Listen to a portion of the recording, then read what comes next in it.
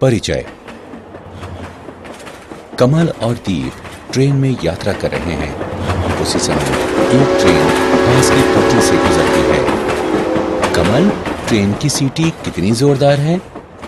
हाँ, सचमुच ये सहनीय नहीं है। दीप, मैं तुमसे कुछ पूछना चाहता हूँ। हाँ कमल, अवश्य।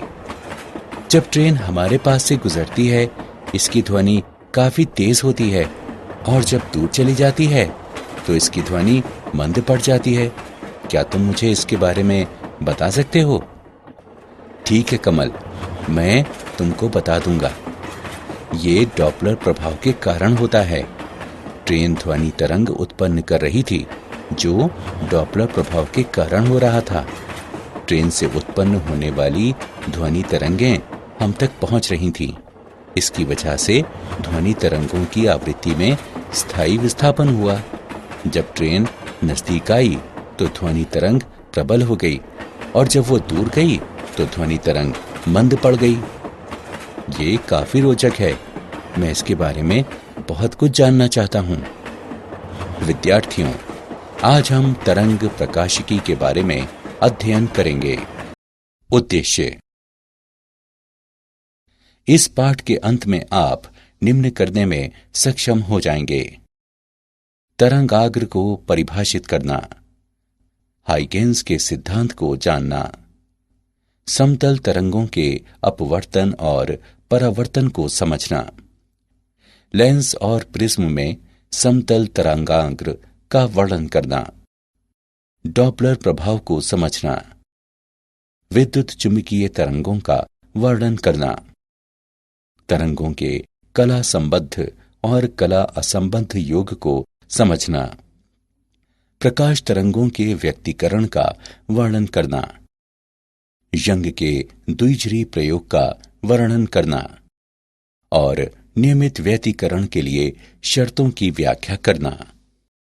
तरंगाग्र। तरंगाग्र को किसी दिए हुए क्षण में समान कला में कंपनकारी माध्यम के सभी कणों के बिंदु पथ के रूप में परिभाषित किया जाता है। तरंगाग्र के अभिलंबवत रेखा को किरण कहते हैं। समान तरंगाग्र पर स्थित किन्हीं दो बिंदुओं के बीच कला का अंतर शून्य होता है। तरंगाग्र का आकार विक्षोभ के स्रोत के आकार पर निर्भर करता है। एक शीर्ष से अगले शीर्ष की दूरी तरंग दैर्घ्य लैम्ब्डा के बराबर होती है। दो क्रमागत तरंगाग्र पर समान कला में किन्हीं दो बिंदुओं पर कला का अंतर 2 पाई होता है। अतः किसी दिए हुए शीर्ष और आद्यंत कला क्रमशः 2n पाई और 2n + 1 पाई हैं, जहां n एक पूर्णांक है। तरंगाग्र के प्रकार। विभिन्न प्रकार के तरंगाग्र होते हैं जो निम्न हैं। गोलाकार तरंगाग्र। किसी बिंदु स्रोत से विकीर्ण प्रकाश तरंग के तरंगाग्र को स्रोत के संकेंद्री गोलाकार सतह द्वारा प्रदर्शित किया जा सकता है। समतल तरंगाग्र। स्रोत बिंदु से बहुत अधिक दूरी पर गोलाकार तरंगाग्र की त्रिज्याएं बहुत बड़ी होती हैं और इस छोटे भाग को समतल माना जा सकता है। बेलनाकार तरंगाग्र। एक रेखा स्रोत किसी स्रोत के साथ बेलनाकार तरंगाग्र समाक्षीय उत्पन्न कर सकता है। हाइगेंस का सिद्धांत। हाइगेंस का सिद्धांत किसी क्षण नए तरंगाग्र के आकार को पाने के लिए ज्यामितीय रचना है। हाइगेंस का सिद्धांत कुछ समय में नए तरंगाग्र का आकार प्राप्त करने के लिए ज्यामितीय रचना है। इस सिद्धांत के अनुसार तरंगाग्र का प्रत्येक बिंदु गोलीय द्वितीयक तरंगों का स्रोत है। तरंगिका कहलाती है जो विभिन्न दिशाओं में संचरण की गति के साथ उस माध्यम में प्रसारित हो जाती है। बाद के समय में नया तरंगाग्र द्वितीयक तरंगिकाओं की स्पर्शजया है जो द्वितीयक तरंगाग्र का आवरण कहलाता है। समतल सतह पर तरंगों के परिवर्तन का नियम। आपतित किरण और लंबरूप के बीच के कोण को आपतन कोण कहते हैं, लेकिन किरण तरंगाग्र के लंबवत और लंबरूप सतह पर अभिलंब है। यहाँ आपतन का कोण आपतित तरंगाग्र ए बी और सतह पी क्यू के बीच का कोण है। उसी प्रकार आपतन कोण परावर्तित तरंगाग्र सी डी और सतह पी क्यू के बीच का कोण है। अब त्रिभुज बी ए सी और डी ए सी की ज्यामिति से ए डी बराबर बी सी और ए डी बराबर ए सी हम कह सकते हैं कि ये सर्वांग सम त्रिभुज हैं। यहां आपतन कोण बराबर परावर्तन कोण, साथ ही आपतित किरण, परावर्तित किरण और लंबरूप सभी एक ही सतह पर हैं। यहां तरंग का सिद्धांत समतल सतह पर परावर्तन के नियम को सत्यापित करता है। समतल तरंगों का अपवर्तन। मान लीजिए किसी समतल सतह पर समानांतर प्रकाश पुंज आपतित होता है और दो माध्यमों में विभक्त हो जाता है। विभिन्न समय में समतल ए बी, ए1, बी1 और ए2, बी2 पर आपतित तरंगाग्र की स्थितियां हैं। तरंगाग्र ए बी में बिंदु बी एक हाइगेंस तरंगिका उत्पन्न होकर बी बी डैश दूरी पर समय टाउ में द्वितीय माध्यम में विचरण करेगी, ताकि सतह एक्स वाई पर बिंदु ए डैश के साथ तरंगाग्र ए से प्रथम माध्यम में विस्तारित होता है। चूंकि ए और बी त्रिज्याओं वाली दो तरंगिकाएं असमान माध्यम में विचरण करती हैं और वे क्रमशः V1 और V2 की विभिन्न गतियों में विचरण करती हैं। स्थिति 1, यदि माध्यम 2 प्रकाश के दृष्टिकोण से माध्यम 1 की तुलना में सघन है तो V1 बड़ा है V2 से और यहां A डैश बड़ा है B डैश से। किरणें लंबरूप की ओर मुड़ जाती हैं। स्थिति 2, यदि माध्यम 2 प्रकाश के दृष्टिकोण से माध्यम 1 की तुलना में विरल है तो V1 छोटा है V2 से और यहां A डैश छोटा है B डैश से। किरणें लंबरूप की ओर से हट जाती हैं। दूरी A डैश बराबर V1 टाउ बराबर लैम्डा 1, माध्यम 1 में प्रकाश तरंग का तरंग दैर्ध्य। दूरी B डैश बराबर V2 टाउ बराबर लैम्डा 2, माध्यम 2 में प्रकाश तरंग का तरंग दैर्ध्य। अतः V1 बटे V2 बराबर लैम्डा 1 बटे लैम्डा 2, या इसे इस प्रकार से लिखा जा सकता है V1 बटे लैम्डा 1 बराबर V2 बटे लैम्डा 2 बराबर न्यू। उपर्युक्त व्यंजक दर्शाता है कि अपवर्तन के दौरान प्रकाश तरंग की आवृत्ति अपरिवर्तित रहती है। जब प्रकाश तरंग सघन माध्यम में अपरिवर्तित होती है, तरंग दैर्ध्य कम हो जाती है और जब प्रकाश तरंग विरल माध्यम में अपरिवर्तित होती है तो तरंग दैर्ध्य बढ़ जाता है। मूल्यांकन। आगे बढ़ने से पहले हम जान लें कि आपने कितना सीखा। सही विकल्प चुनकर रिक्त स्थानों की पूर्ति करें। लेंसों में समतल तरंगाग्र।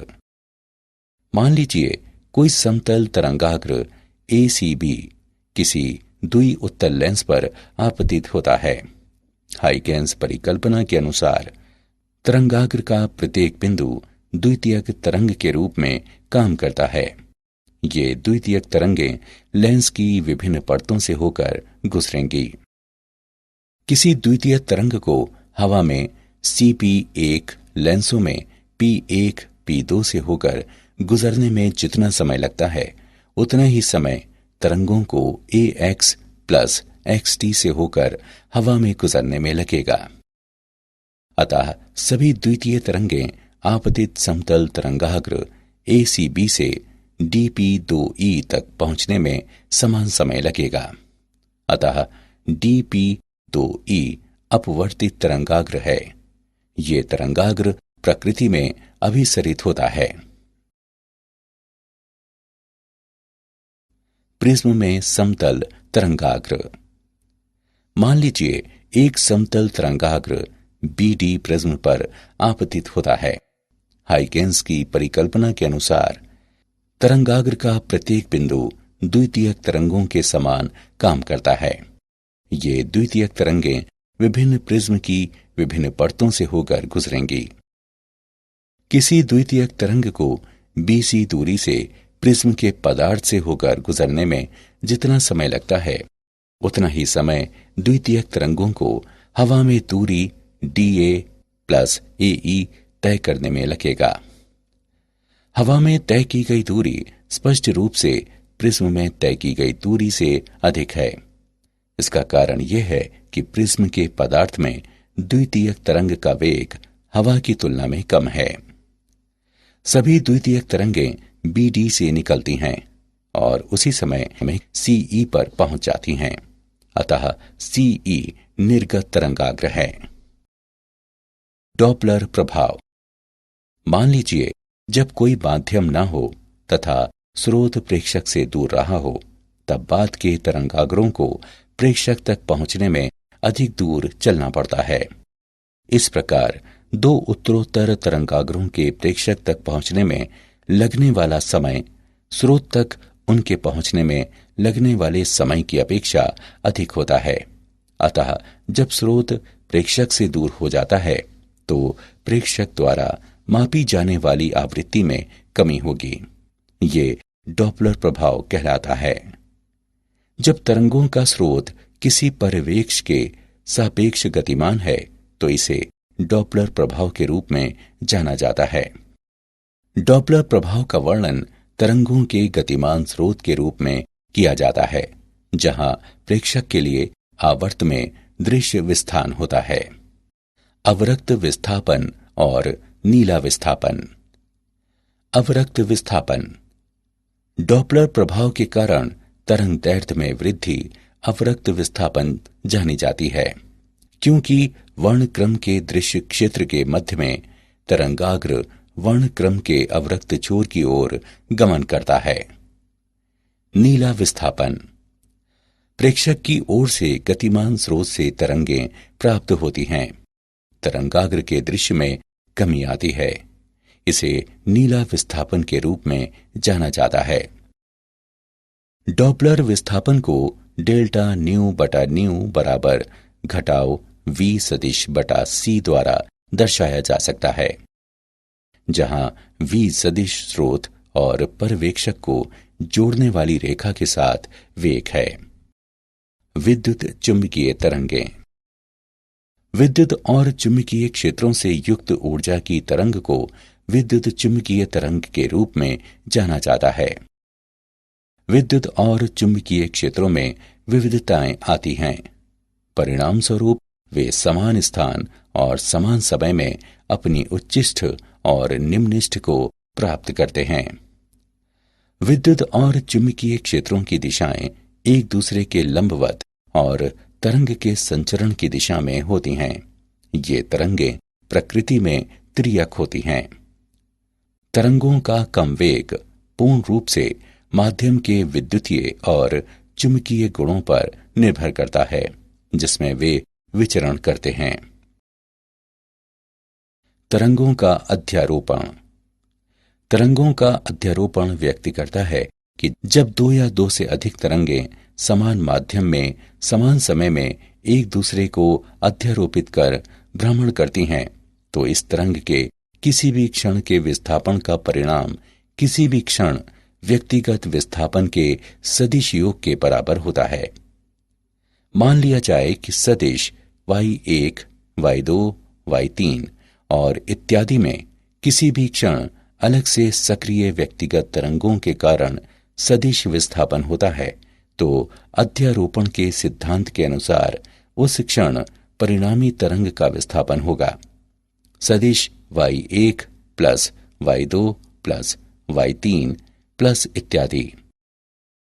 तरंगों का कला संबद्ध और कला असंबद्ध स्रोत।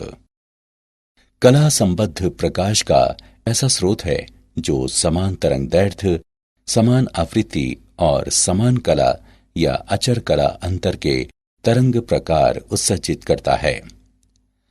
कला संबद्ध स्रोतों की उत्पत्ति के लिए दो निम्न सामान्य विधियां हैं। तरंगाग्र के विभाजन द्वारा। इस पद्धति में दर्पण, लेंस या प्रिज्म के उपयोग द्वारा तरंगाग्र को दो या अधिक भागों में बांटा जाता है। आयाम के विभाजन द्वारा। इस पद्धति में आपतित पुंज को दो या उससे अधिक आंशिक परावर्तन या अपवर्तन द्वारा विभाजित किया जाता है। ये विभाजित भाग विभिन्न मार्गों पर भ्रमण करते हैं और एक दूसरे के साथ व्यतिकरण करते हैं।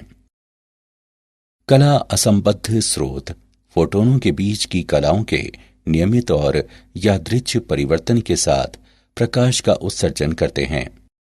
टंगस्टन फिलामेंट और साधारण प्रतिदीप्त ट्यूब कला असंबद्ध प्रकाश उत्सर्जित करते हैं।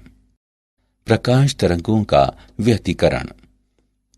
प्रकाश का व्यतिकरण दो कला संबद्ध स्रोतों से आने वाली प्रकाश तरंगों के अध्यारोपण के कारण उत्पन्न माध्यम में प्रकाश ऊर्जा के पुनर्वितरण की परिघटना है।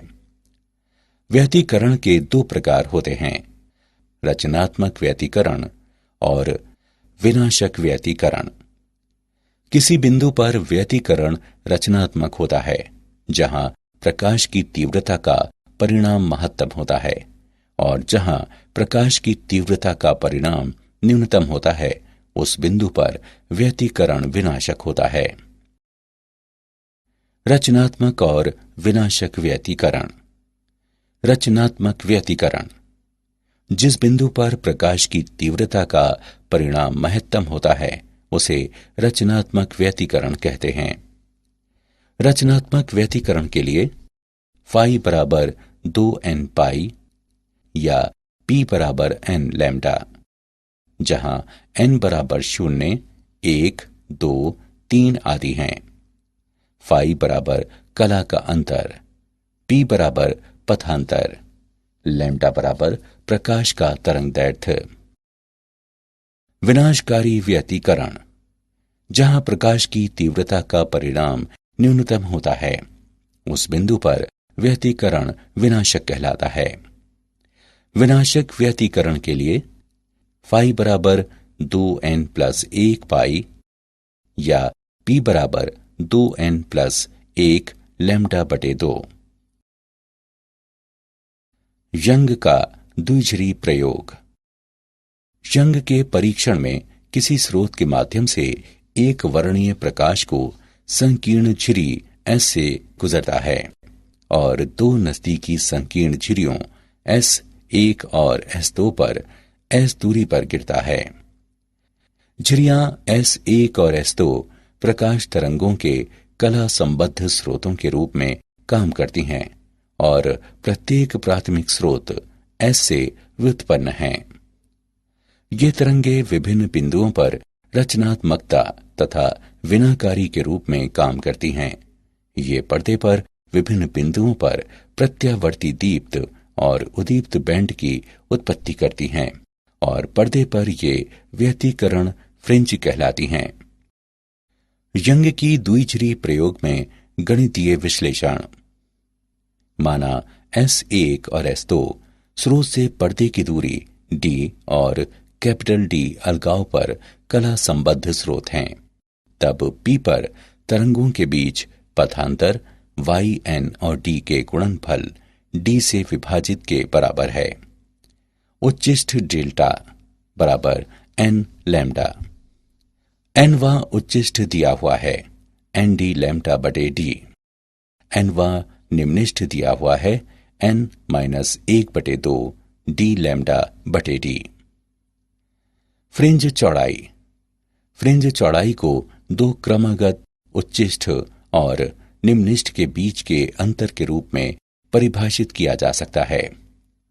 बीटा बराबर y n plus 1 minus y n, जो कैपिटल D लैम्डा बटे d के बराबर है।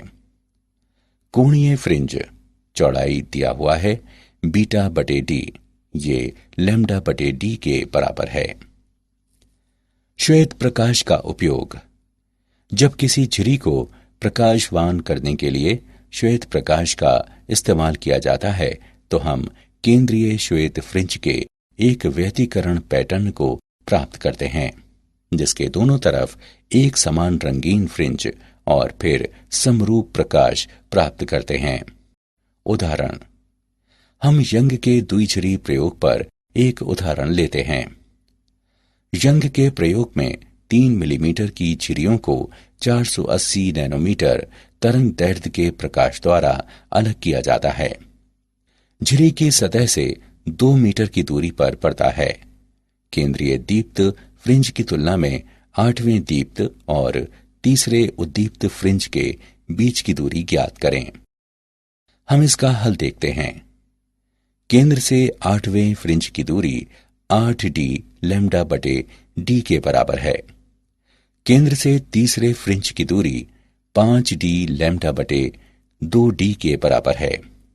हम पाते हैं y बराबर y8 माइनस y3।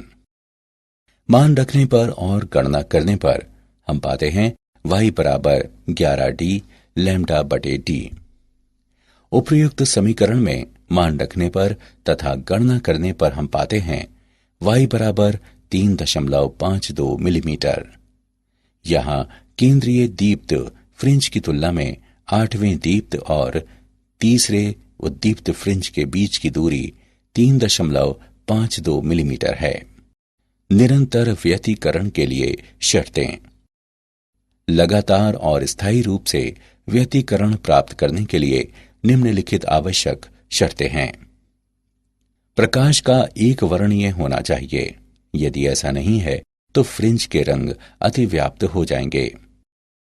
2 स्रोतों के बीच उत्पन्न व्यतिकरण का कला संबद्ध होना आवश्यक है। तरंगों के प्रवाह की वजह से उत्पन्न होने वाले प्रकाश तरंगों का समान तरंगदैर्ध्य और वेग का होना आवश्यक है। 2 व्यतिकरण तरंग प्रवाहों का समान समतल पर ध्रुवण होना आवश्यक है। व्यतिकरण फ्रिंज का अच्छी तरह से अवलोकन करें।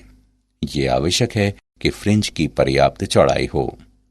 क्या आप जानते हैं, निर्माण के दृष्टिकोण से लेंस का आकार गोलीय सतह का होता है, जबकि सिद्धांत के मुताबिक आदर्श सतह आस्फेरिक होनी चाहिए। लंब की ओर मुड़ने पर प्रकाश की गति धीमी हो जाती है और तरंग दैर्ध्य लघु हो जाता है जब सघन माध्यम में प्रवेश करता है। पुल के उस पार या किसी अन्य बाधक से तरंगों का परावर्तन होने की वजह से व्यतिकरण पैटर्न बनता है जो स्थिर तरंग कहलाता है। इसमें तरंग का शीर्ष हटकर गतिमान नहीं होता है। सारांश। आइए हमने जो कुछ सीखा है उसे संक्षेप में दोहराएं। तरंगाग्र को किसी दिए हुए क्षण में समान कला में कंपनकारी माध्यम के सभी कणों के बिंदु पथ के रूप में परिभाषित किया जाता है। तरंगाग्र का प्रत्येक बिंदु गोलीय द्वितीयक तरंगों का स्रोत है। वो तरंगिका कहलाती है। जब तरंगों का स्रोत किसी परिवेश के सापेक्ष गतिमान है तो इसे डॉपलर प्रभाव के रूप में परिभाषित किया जाता है, जहां प्रेक्षक के लिए आवर्त में दृश्य विस्थान होता है। प्रेक्षक की ओर से गतिमान स्रोत से तरंगें प्राप्त होती हैं। तरंगाग्र के दृश्य में कमी आती है। इसे नीला विस्थापन के रूप में जाना जाता है। विद्युत और चुंबकीय क्षेत्रों से युक्त ऊर्जा की तरंग को विद्युत चुंबकीय तरंग के रूप में जाना जाता है। कला संबद्ध प्रकाश का ऐसा स्रोत है जो समान तरंगदैर्ध्य, समान आवृत्ति और समान कला या अचर कला अंतर के तरंग प्रकार उत्सर्जित करता है।